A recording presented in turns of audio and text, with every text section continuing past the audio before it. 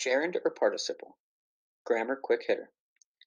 How am I supposed to know if words like flying, or reading, or phrases like waving to the crowd, or cooking a turkey are a gerund or a participle when they can be either one?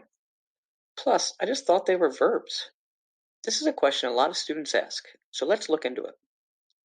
So let's do a quick rundown of gerunds and participles just to see how similar they are. Both a gerund and a participle are verb forms, meaning they can represent an action or a state of being. Gerunds and present participles both end in ing, although past participles have various endings. Both can also be one word or in the form of a phrase. But the big difference, gerunds act as a noun in a sentence, while participles act as an adjective. If you want to see a review of gerunds or participles more in depth, click one of the videos on the screen now. The examples will focus on present participles and gerunds since they are the two most similar. The dancing pandas caused a traffic jam. Dancing is the ing word in the sentence. Since dancing is a verb form, but not the actual verb in the sentence, we know it is either a participle or a gerund. Consider what dancing is doing in the sentence.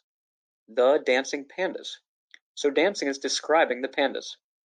Since pandas is a noun, that makes dancing an adjective, which means it's a participle. Since dancing is describing the word directly behind it, we will not extend our participle at all. Compare that to the next sentence. All of a sudden, pandas began dancing. In this sentence, obviously we're looking at dancing again. The verb in this sentence is began. What is dancing doing in this sentence?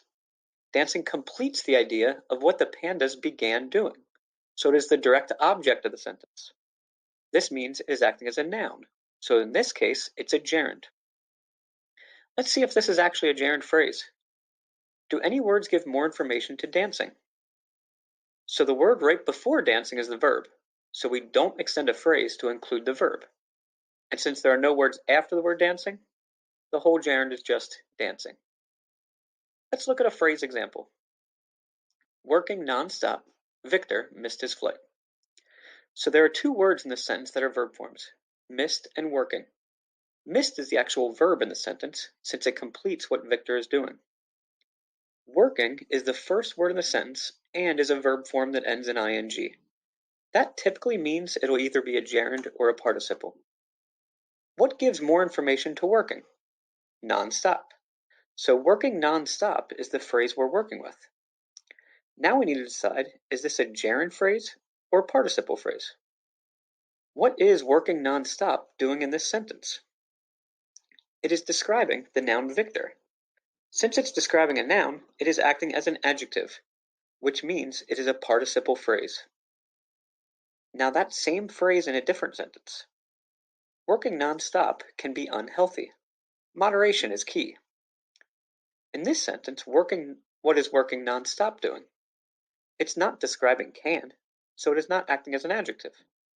Instead, it's the subject of the sentence, a noun. So this is a verb form acting as a noun, which would be a gerund phrase. Alright, let's recap. Gerunds and participles are very similar and can be the exact same words or phrases. The number one thing to remember is, if that word or phrase is acting like a noun, then it's a gerund. But if it's acting like an adjective, then you have a participle.